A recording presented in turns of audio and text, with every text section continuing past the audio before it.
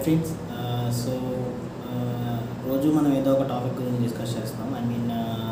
Present సొసైటీలో ఉన్న కొన్ని ప్రాబ్లమ్స్ గురించి డిస్కస్ చేస్తాం. సో అందులో మెయిన్గా 2 ప్రాబ్లమ్స్ గురించి ఎక్స్ప్లెయిన్ చేశాను ఆల్రెడీ. బట్ ఇదేంటంటే ఒక యంగ్స్టర్ అంటే ఒక అప్పుడే పాస్ అయ్యి ఒక డిగ్రీ చేత పట్టుకొని మార్కెట్లోకి వస్తారనమాట. సో అతను పడే కష్టాలు ఎలా ఉంటాయనే దాని గురించి తీస్తున్నాను అనమాట. సో పూర్తిగా చూడండి, మీకు కూడా ఒక అవగాహన వస్తుంది. అండ్ ఇంకా మీరు కూడా ఇటువంటి సిచ్యువేషన్ ఆల్రెడీ ఫేస్ చేసి ఉండొచ్చు కూడా. ఓకేనా? ఒకవేళ మీరు కనుక ఇట్లాంటి సిచ్యువేషన్ నేను డిస్కస్ చేయే ఇలాంటి సిచ్యువేషన్ కనుక మీరు చూసినట్లయితే కింద కామెంట్ చేయండి. ఓకే. సో ఇప్పుడు కనుక ఒక వ్యక్తిని కనుక మనం తీసుకున్నట్లయితే ఒక యంగ్స్టర్ని కనుక మనం తీసుకున్నట్లయితే ఫ్రెష్ మైండ్తో ఒక డిగ్రీ కానీ, ఒక బీటెక్ డిగ్రీ కానీ, ఒక బీఎస్సీ డిగ్రీ కానీ చేత్తో పట్టుకుని మార్కెట్లోకి వస్తారనమాట. రీసెంట్గా పాస్ అయిన వాళ్ళు కానీ మేబీ వాళ్ళు ఏంటంటే అప్పుడే లెర్నింగ్ స్టేజ్ నుంచి బయటకు వచ్చేస్తారనమాట. సో అలా బయటకు వచ్చిన వాళ్ళకి అంతకంటే ముందు చాలామంది వాళ్ళలాగే పాస్ అయ్యి బయటకు వచ్చి ఉంటారనమాట మార్కెట్లో. సో వాళ్ళని చూసి ఏమవుతుందంటే, సో మాకంటే ముందు ఆల్రెడీ వీళ్ళు పాస్ అయ్యారు కాబట్టి సో మనకేమన్నా వేకెన్సీస్ ఉంటాయా లేవా అని ఒక డైలమాలో పడతారనమాట. అండ్ ఇంకా మన ఇండియాలో కనుక చూసుకున్నట్లయితే నిరుద్యోగులు అనేవాళ్ళు చాలామంది ఎక్కువ ఉన్నారనమాట. అంటే నిరుద్యోగులు ఎంతమంది ఉన్నారంటే కనీసం 100కి 85 మెంబర్స్ అయినా నిరుద్యోగులు ఉన్నారనమాట. సో ఇటువంటి కాంపిటీషన్లో అప్పుడే డిగ్రీ చేతపట్టుకొని జాబ్ కోసం చూసుకుంటూ వచ్చే ఒక యంగ్స్టర్ యొక్క లైఫ్ ఎలా ఉంటుందంటే కన్ఫ్యూజ్ స్టేట్లో ఉంటారనమాట. సో ఆ కన్ఫ్యూజన్ అయ్యి వేటికి దారితీస్తుందంటే వాడు తెలియకుండానే చాలా తప్పులు చేయొచ్చు. అండ్ ఇంకా ఆలోచించి చాలా మంచి డెసిషన్స్ కూడా తీసుకోవచ్చు. సో అటువంటి వాటిల్లో వాడు మంచి డెసిషన్ తీసుకుంటే ఓకే, బట్ వాడు చేసే తప్పుల వల్ల తర్వాత వాడి కెరియర్ కూడా నాశనమయ్యే అవకాశం ఉంటుంది అనమాట. సో అందులో మెయిన్గా ఏంటంటే నేను గమనించినంత వరకు ప్రజెంట్ సొసైటీలో ఉన్న యూత్ మొత్తం ఏం చేస్తున్నారంటే వాళ్ళ లెర్నింగ్ స్టేజ్ కంప్లీట్ అయిపోగానే ఫర్ ఎగ్జాంపుల్ ఒక క్యాండిడేట్ని తీసుకున్నాం. అతను 2015 కానీ 2018 కానీ పాస్ అవుట్ అయ్యాడు అనుకున్నాం. సో అతను పాస్ అయ్యి బయటికి రాగానే ఈ కన్ఫ్యూజన్ మొత్తాన్ని చూసేసి అతను ఏమనుకుంటాడంటే, ఓకే నేను ఫ్రెషర్ని, నాకు ఎక్కడ జాబ్ రాదు, ఫ్రెషర్కి ఎక్కడ వేకెన్సీస్ అనేవి చాలా తక్కువగా ఉంటాయి ఎక్కడ చూసుకున్నా కూడా. ఎందుకంటే ఫ్రెషర్గా వచ్చిన వాళ్ళకి ఏంటంటే ఒక 6 months 3-4-5 months ట్రైనింగ్ ఇచ్చి వాళ్ళని ప్రొడక్షన్లో పెట్టుకోవాలంటే అది కూడా కంపెనీకి కొంచెం కాస్ట్తో కూడుకున్న పని అనమాట. సో వాళ్ళు ప్రతి ఒక్క కంపెనీ కూడా ఏం చూస్తుందంటే ఎక్స్పీరియన్స్డ్ క్యాండిడేట్స్ని మాత్రమే చూస్తుంది. సో ఈ ఎక్స్పీరియన్స్డ్ క్యాండిడేట్ని చూసే ప్రాసెస్లో ఫ్రెషర్స్ని మాత్రం పట్టించుకోరు అనమాట. సో ఒకవేళ ఫ్రెషర్స్కి కనుక ఏదైనా అవకాశం ఉంది అంటే నాకు తెలిసి ఏమైనా డ్రైవ్స్ కానీ ఇట్లాంటివి కానీ ఏమైనా కండక్ట్ చేస్తారు. అది కూడా 6 నెలలకు ఒకసారి 1 yearకి ఒకసారి ఇట్లా కండక్ట్ చేస్తారు most of the MNCs. So ఇటువంటి సినారియోలో ఈ సిచ్యువేషన్ ఉన్న ఈ మార్కెట్లో ఒక ఫ్రెషర్ అనేవాడు సర్వైవ్ అవ్వడం కష్టం. వాడు డెసిషన్ అప్పుడు ఎలా చేంజ్ అవుతుందంటే, సో మనం ఏదో ఒకటి చేసుకుందాం, ఏదైనా పార్ట్ టైం జాబ్ అన్నా లేదా ఇంకేదన్నా లేదా ఏదైనా హార్డ్ వర్కింగ్ లాంటిది ఏదన్నా చేసుకుందాం అని చెప్పేసి అతను అప్పుడే లెర్నింగ్ స్టేజ్లో నుంచి బయటకు వచ్చేసి ఏదో ఒక పార్ట్ టైం జాబ్ చేసుకోవడానికి ట్రై చేస్తాడు. సో అలాగని చెప్పేసి ఏదో ఒక పార్ట్ టైం జాబ్లో జాయిన్ అయ్యి తన పాకెట్ మనీకి కానీ లేదా తన అవసరాల కోసం కానీ తను సంపాదించుకుంటూ ఉంటాడు. సో ఈ స్టేజ్లో ఏం జరుగుతుందంటే వాడు అలా ఆ మనీకి అలవాటు పడిపోయిన తర్వాత దాని నుంచి బయటికి రావడం అనేది కొంచెం కష్టమవుతుంది. ఎందుకంటే అతను ఆల్రెడీ ఎర్న్ చేస్తున్నాడు, సమ్ ఆఫ్ ద అమౌంట్ అనేది ఎర్న్ చేస్తున్నాడు. అలా ఎర్న్ చేసేటప్పుడు వాడికి కొన్ని అవసరాలు అనేవి ఏర్పడతాయి, కోరికలు అనేవి కూడా ఏర్పడతాయి. సో ఇప్పుడు సడన్గా పార్ట్ టైం జాబ్ అనేది కనుక మానేస్తే ఆ అవసరాలు ఆ కోరికలన్నీ మధ్యలోనే ఆగిపోతాయి. సో అలా ఆగిపోతాం అతనికి ఇష్టం ఉండదు కాబట్టి అతను తొందరగా దాన్ని మానేయడం కష్టమవుతుంది అనమాట. సో ఇట్లాంటి సినారియో ఉన్న వాళ్ళు ఎంతమంది ఉన్నారంటే 100కి 95 మంది ఇట్లానే ఉన్నారు. సో ఒక డిగ్రీ ఉంటుంది బట్ పార్ట్ టైం జాబ్ చేసుకుంటూ ఉంటారు. సో ఇట్లా లాంగ్ టర్మ్ లీడ్ చేసేవాళ్ళు చాలామంది ఉన్నారు. సో ఇందులో ఇంకో కేటగిరీ ఉంటుంది అనమాట. ఇట్లా ఒక 2-3-4 years చేసిన తర్వాత ఎవరో వాళ్ళ ఫ్రెండ్ సజెషన్ ద్వారా కానీ లేదా వాళ్ళ బ్రదర్ సజెషన్ ద్వారా కానీ లేదా ఎవరో ఒకళ్ళ ఫ్యామిలీ ఫ్రెండ్ సజెషన్ ద్వారా కానీ ఇదిగో పలానా చోట బెంగళూరు వెళ్ళు లేదా హైదరాబాద్ వెళ్ళు లేదా చెన్నై వెళ్ళు, అక్కడ కోచింగ్ సెంటర్లు ఉంటాయి, కోచింగ్ సెంటర్లో జాయిన్ అవ్వు, జాబ్ వస్తుంది, అది ఇదని చెప్పి మనకి కొన్ని సజెషన్స్ ఇస్తారనమాట. ఇప్పుడు వీడు ఏం చేస్తాడు, ఓకే నేను ఇన్ని సంవత్సరాలు నేను ఇట్లా నా చదువుకు తగ్గ జాబ్ అయితే నేను చేయట్లేదు, నేను చేస్తున్న పార్ట్ టైం జాబే కాబట్టి సో నేను ఆ కోచింగ్ సెంటర్స్ కానీ ఏదో ఒక కోర్స్ తీసుకుని కానీ నేను నేర్చుకున్నట్లయితే నాకు ఒక మంచి జాబ్ వస్తుంది, కొంచెం శాలరీ కూడా పెరుగుతుంది అన్న ఆశ అనేది వాడికి కలుగుతుంది అనమాట. సో అలా కలిగినప్పుడు అతను ఏం చేస్తాడంటే వాళ్ళు చెప్పిన మాట ప్రకారం వాడు హైదరాబాద్ వెళ్తాడు లేదా ఒక బెంగళూరు వెళ్తాడు. సో బెంగళూరు కానీ హైదరాబాద్ వెళ్ళినప్పుడు అక్కడ ఏం జరుగుతుందంటే లక్షల కోచింగ్ సెంటర్లు ఉంటాయి అక్కడ, వేల కోచింగ్ సెంటర్లు ఉంటాయి, లక్షల ఫీజులు వసూలు చేస్తారు వాళ్ళు. సో ఇట్లాంటి సినారియోలో వాడు ఎంత ఫీజు అయినా పెడతానికి రెడీగానే ఉంటారు. ఇంకా వాళ్ళ ఫ్యామిలీ బ్యాక్గ్రౌండ్ కూడా వాడిని సపోర్ట్ చేస్తాయి అనమాట. ఎందుకంటే ఇది పలానా చోట ఎంత ఫీజు కడితే మన వాడికి ఆ కోర్స్ నేర్చుకుంటాడు, ఆ కోర్స్ ద్వారా మన వాడికి జాబ్ వస్తుంది అన్న పాయింట్ ఆఫ్ వ్యూలో పేరెంట్స్ కూడా సపోర్ట్ చేస్తారు. సో ఇట్లా సపోర్ట్ చేసే క్రమంలో లోపల ఇన్స్టిట్యూట్లో జరిగే విషయం ఏంటంటే ఇతను ఆల్రెడీ నేను ఇందాక చెప్పాను ఆల్రెడీ 2015 కానీ 2018 కానీ ఏదో ఒక పాస్ట్ ఇయర్లో పాస్డ్ అవుట్ అయ్యి ఉంటే అతను already 2-3-4 years part time job చేసుకున్నట్టయితే అతనికి అక్కడ ఒక కెరియర్ గ్యాప్ అనేది ఏర్పడి ఉంటుంది.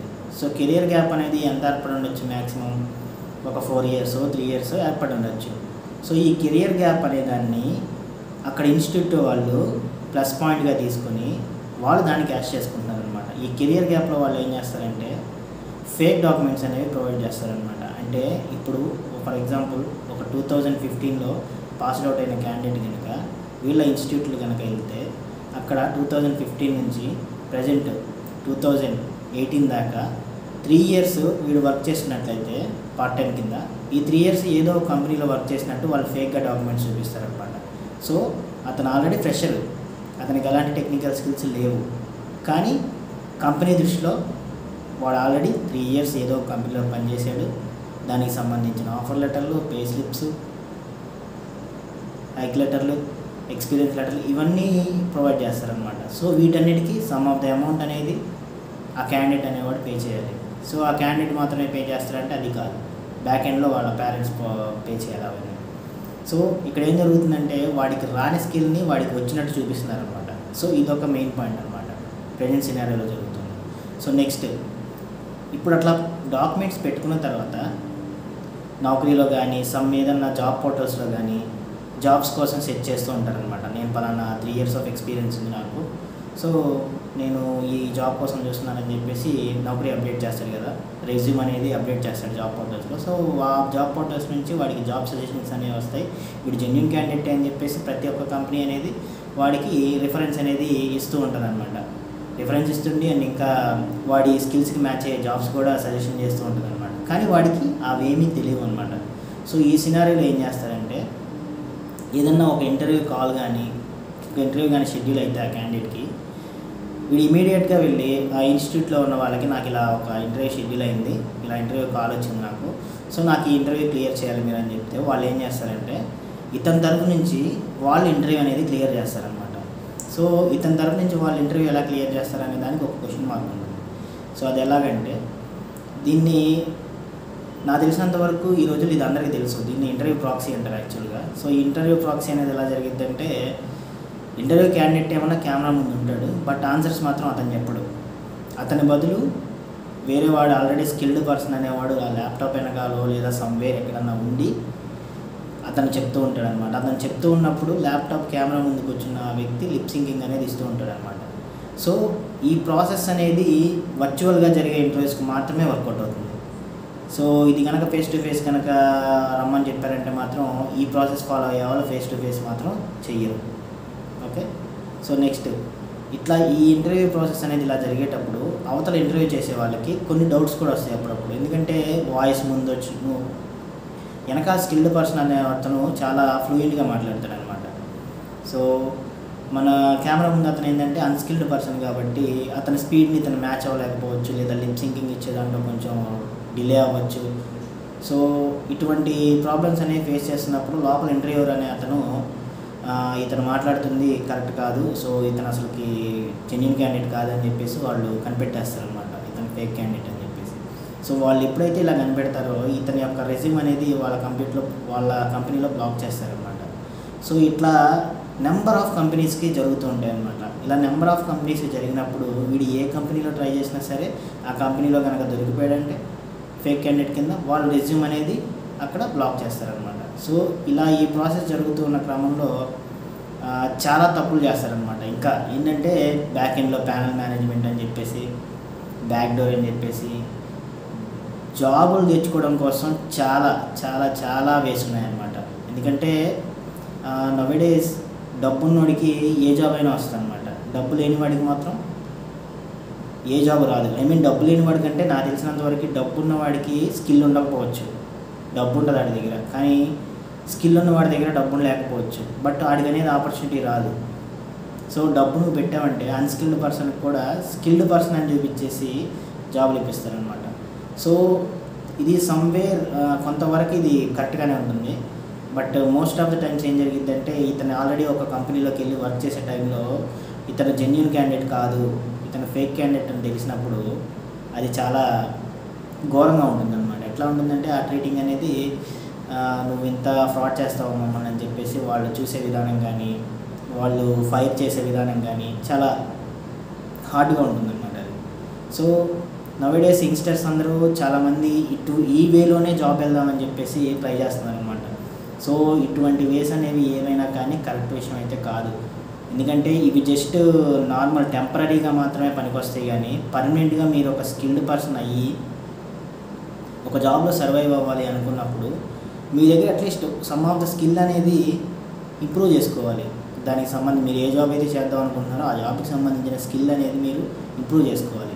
అలా ఇంప్రూవ్ చేసుకోకుండా ఎవరో ఒకరు మనకి హెల్ప్ చేస్తారు, మనం మనీ కడితే మనకి జాబ్ ఇప్పించేస్తారు, మనం మనీ కడితే లోపల అవతల ఇంటర్వ్యూవర్ కూడా మనకి తెలిసిన క్వశ్చన్లు అడుగుతారు, లేదా మనం మనీ కడితే ఏమి ఇంటర్వ్యూలో ఏం పెర్ఫార్మెన్స్ చేసినా కూడా ఇంటర్వ్యూ చేసేవాళ్ళు మనల్ని తీసుకుంటారు, కంపెనీ మనకు ఆఫర్లు అడిగిస్తుంది.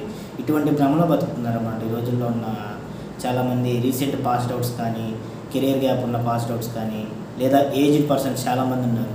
నాకు తెలిసినంతవరకు చాలామందిని చూశాను నేను ఇలా. సో ఇప్పటికి కూడా కొంతమంది కొన్ని కంపెనీలు పెద్ద పెద్ద ఎంఎన్సీలో కూడా ఫేక్ మీద వెళ్ళి సర్వైవ్ అవుతున్న వాళ్ళు చాలామంది ఉన్నారు. సో వాళ్ళు ఏంటంటే వాళ్ళది వెళ్ళింది కూడా కరెక్ట్ వే అని నేను చెప్పను, వాళ్ళు వెళ్ళింది కరెక్ట్ వే కాకపోయినా కూడా వాళ్ళు ఒక ఆపర్చునిటీని యూటిలైజ్ చేసుకుంటున్నారు. సో ఎలా అంటే అది వాళ్ళు ఆల్రెడీ ఫేక్ మీద వెళ్ళారు, కానీ వాళ్ళు అక్కడ ఉన్న టైం మొత్తం వాళ్ళు ఏదైతే వర్క్ చేయాలో ఆ వర్క్ చేసే స్కిల్ మీద కాన్సన్ట్రేట్ చేసి ఆ స్కిల్ మీద గ్రిప్ అనేది పెంచుకున్నారు. సో ఇలా ఇంప్రూవ్ అయినప్పుడు అతను ఫేక్ క్యాండిడేట్ అని చెప్పేసి వాళ్ళకి డౌట్ కూడా రాదనమాట.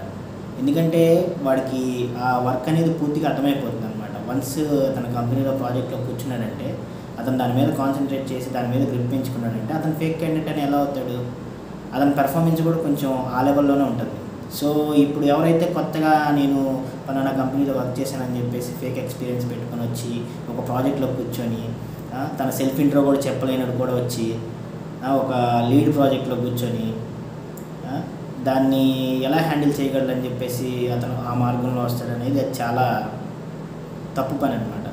సో ఇప్పుడు మీరు ఒక 5 years ఎక్స్పీరియన్స్ అనేది ఫేక్గా పెట్టుకున్నారంటే మీ దగ్గర నుంచి 5 years ఆఫ్ ఎక్స్పీరియన్స్ స్టఫ్ అనేది ఎక్స్పెక్ట్ చేస్తారు ఎవరైనా కానీ.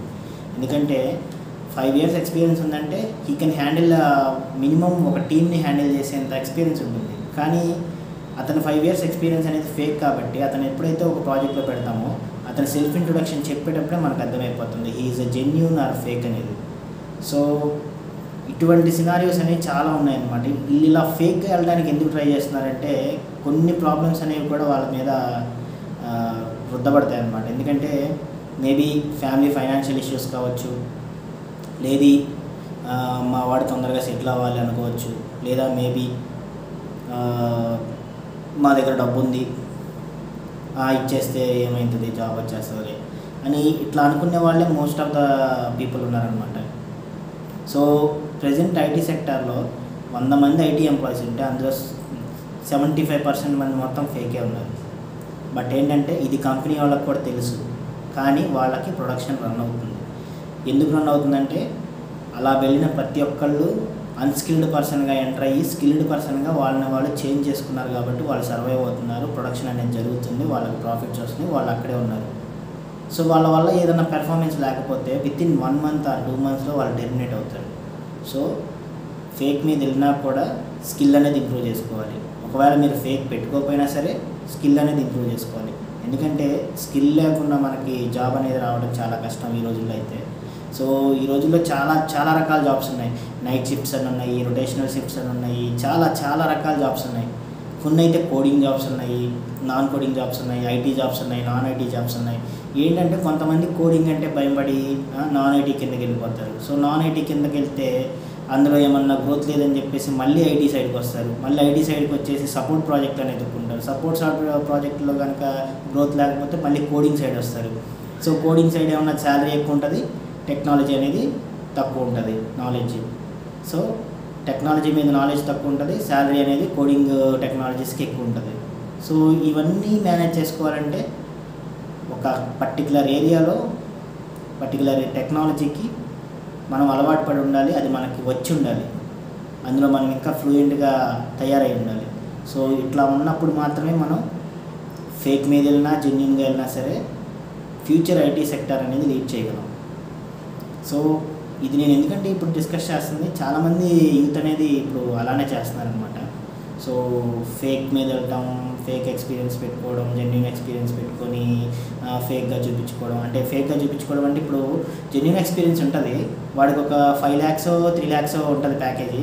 వాడు దాన్ని నెక్స్ట్ కంపెనీకి ఎలా ట్రై చేస్తాడంటే నాకు ఆల్రెడీ 10 lakhs ఇచ్చారు లాస్ట్ కంపెనీలో, సో నాకు ఇప్పుడు మీ కంపెనీ నుంచి ఒక నాకు 15 కానీ 18 కానీ 15-18 lakhs ప్యాకేజ్ కావాలని చెప్పి వాడు ఎక్స్పెక్ట్ చేస్తాడు. ఎందుకంటే వాడికి ఇచ్చింది 3 to 5 lakhs ఇచ్చింది అక్కడ ఫస్ట్ కరెంట్ కంపెనీకి. సో వీడు నెక్స్ట్ ట్రై చేసే కంపెనీకి ఏం చేస్తాడంటే ఒక 10 నుంచి 18 లక్షల ప్యాకేజ్ అనేది ఎక్స్పెక్ట్ చేస్తాడు అనమాట. సో ఇక్కడ జెన్యూనిటీ అనేది పోతుందన్నమాట. సో వాడికి ఉంది జెన్యూన్ ఎక్స్పీరియన్స్, బట్ అతను ఏం చేశాడు, శాలరీ అనే దాన్ని ఎక్కువ చేసుకొని ఎక్స్పెక్టేషన్స్ అనేది ఎక్కువ రీచ్ పెంచుకున్నాడు అనమాట. సో ఎక్స్పెక్టేషన్స్ రీచ్ పెంచుకోవడంలో శాలరీ పరంగా అయితే నో ప్రాబ్లం, బట్ స్కిల్ పరంగా కనుక ఎక్స్పెక్టేషన్స్ అనేది హై రేంజ్లో పెట్టామంటే మాత్రం లోపల ప్రొడక్షన్లోకి వెళ్ళిన తర్వాత మనం ప్రాబ్లమ్స్ ఫేస్ చేయాల్సి ఉంటుంది.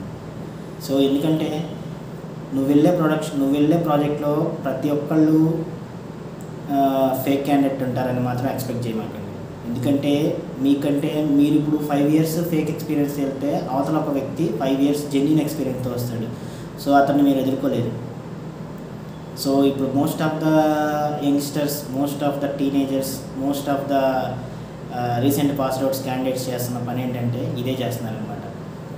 సో ఒక డిగ్రీ వచ్చింది, so we need job, so money కడితే జాబ్ వచ్చేస్తుంది. సో ఒకటి వెళ్ళాడంటే చాలు, అది చైన్ లింకింగ్గా ఇంకా అది వెళ్తూనే ఉంటుంది. సో ఫస్ట్ ఆఫ్ ఆల్ ఈ దారి అనేది కరెక్ట్ కాదు, బట్ స్కిల్ అనేది నేర్చుకునే అతనికి మాత్రం ఇది కరెక్టే. ఒకటి స్కిల్ అనేది మీరు కంపెనీలోకి వెళ్ళకముందు నేర్చుకుంటే మీ లైఫ్ ఇంకా బాగుంటుంది, కంపెనీలోకి వెళ్ళిన తర్వాత నేర్చుకుంటే మీరు సర్వైవ్ అవుతూ ఉండాలంతే.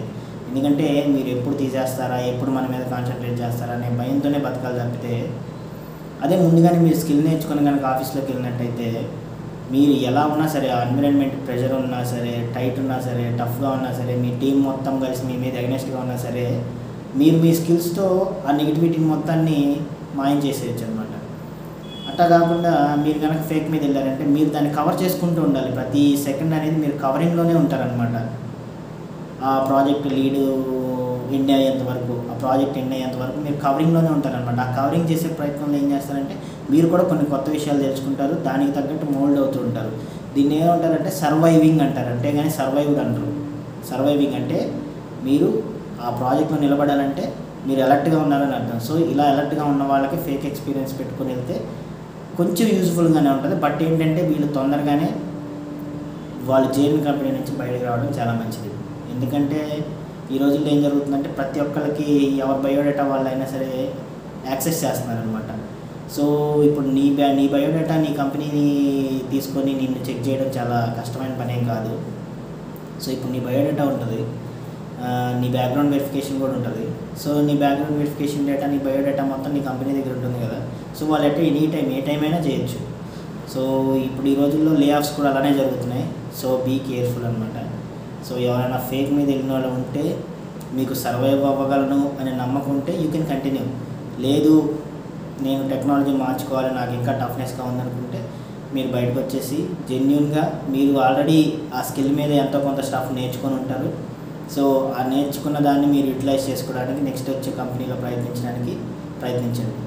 ఎందుకంటే మీరు ఆల్రెడీ ఇప్పుడు ఒక 2-3 years ఆల్రెడీ చేసిన వాళ్ళు కూడా ఉన్నారు ఫేక్ ఎక్స్పీరియన్స్తో. వీళ్ళు 2-3 years చాలా నేర్చుకున్నారు. సో ఈ నేర్చుకున్న టెక్నాలజీ మొత్తాన్ని మీరు నెక్స్ట్ కంపెనీలోకి జెన్యున్గా వాడుకోండి. అంతేగాని మీరు అంతకుముందు పెట్టుకున్న ఫేక్ ఎక్స్పీరియన్స్ పెట్టుకొని మళ్ళీ నెక్స్ట్ మీరు వెళ్ళే కంపెనీలో ఫేక్ చేద్దామని మాత్రం ట్రై చేయకండి. సో ఇది అనేది కరెక్ట్ వే కాదు. ఎప్పటికైనా సరే ఇది రాంగ్ వేనే, కానీ మనీ అనేది ఏం చేయడానికి ఇది ఈజియెస్ట్ వే అనమాట. సో చాలామంది ఏంటంటే ఇదే ఫాలో అవుతున్నారు అనమాట. ఆ ఇంటర్వ్యూకి ప్రిపేర్ అవ్వడవుతాడు, ఇంటర్వ్యూ మనం చేసుకోవడం రాదు. సో మనకు బేసిక్గా టెక్నాలజీ వస్తే ఇంటర్వ్యూ మనమే చేసుకోవచ్చు. సో మనకు టెక్నాలజీ రాదు కాబట్టి మనం ఇంటర్వ్యూ చేసుకోలేదు. సో మనం ఇంటర్వ్యూ చేసుకోలేము కాబట్టి మనకు జాబ్ రాదు. మనకు జాబ్ రావాలి అంటే ఇన్స్టిట్యూట్ చుట్టూ తిరగాలి. సో ఇన్స్టిట్యూట్ చుట్టూ తిరిగి ఏదన్నా కోచింగ్ సెంటర్ల చుట్టూ తిరిగి వాళ్ళ పాయింట్ ఆఫ్ వ్యూలో ఎలా ఉంటుందంటే వీడు మనకు ఒకటి దొరికాడు, సో మనం ఎలాగోలాగా వీడిని ప్లేస్ చేస్తే మనకి ఇతని దగ్గర నుంచి ఒక 1.5 lakhs కానీ 2 lakhs కానీ మనం ఎక్స్పెక్ట్ చేయొచ్చు. సో ఈ పాయింట్ ఆఫ్ వ్యూలో ఉంటుందన్నమాట ఇన్స్టిట్యూట్లో ఉన్న ప్రతి ఒక్కళ్ళ మైండ్ సెట్ అనేది. సో వాళ్ళు మీరు ఎంత ఏజ్ గ్యాప్తో ఎంత కెరియర్ గ్యాప్తో అయితే ఇన్స్టిట్యూట్లో అడుగు పెడతారో వాళ్ళు అంత క్యాష్ చేసుకుంటారనమాట దాన్ని. సో దాన్ని ఒక్కటి మైండ్లో ఉంచుకొని మీరు పార్ట్ టైం జాబ్ చేసుకుంటున్న వాళ్ళైనా సరే, మీరు ఇంకేదన్నా నైట్ షిఫ్ట్స్ చేసుకుంటున్న వాళ్ళైనా సరే, ఏదో ఒక టెక్నాలజీ మీద మీరు గ్రిప్ అనేది పెంచుకోండి. లేదా మీరు ఓన్గా నేర్చుకోవడమైనా కానీ, లేదా మీరు ఆన్లైన్లో నేర్చుకోవడమైనా కానీ కోర్స్ అనేది నేర్చుకోండి. అంతేగాని ఇలా ఫేక్గా వెళ్ళి ఏదో ఏం చేద్దామని చెప్పేసి మాత్రం ట్రై చేయమాకండి. ఎందుకంటే అది ఎప్పటికైనా సరే రాంగ్ వే. సో నాకు తెలిసి ఈ వీడియో మీకు అయితే అర్థమైంది అనుకుంటున్నాను. So most of the people ఏంటంటే ఈ వీడియో చూసిన వాళ్ళకి నాకు తెలిసి ఫేక్గా వెళ్ళిన వాళ్ళకి కొంచెం అర్థమై ఉండొచ్చు నేను చెప్పేది ఏంటో. కానీ కొత్తగా వెళ్ళే వాళ్ళు ఉంటారు కదా, వాళ్ళకి అర్థం అవ్వాలంటే కొంచెం టైం పడుతుంది. ఏంటంటే వాళ్ళకి మార్కెట్ సినారియో అనేది తెలియదు కాబట్టి అది తెలుసుకునేదానికి కొంచెం టైం పడుతుంది. కానీ అప్పుడు అర్థమవుతుంది అనమాట వాళ్ళకి. ఓకే, వాళ్ళు ఇలా ఎందుకు వెళ్ళారు, వాళ్ళు జెన్యున్గా ఎందుకు వెళ్ళలేకపోయారు అనేది వాళ్ళకి ఆ సిచ్యువేషన్ ఫేస్ చేసేదాకా వాళ్ళకి అది అర్థం కాదనమాట. సో దీని గురించి ఇంకా ఉంది. సో నేను ఇంకా మళ్ళీ నెక్స్ట్ వీడియోలో కూడా చెప్తాను. Okay, thank you.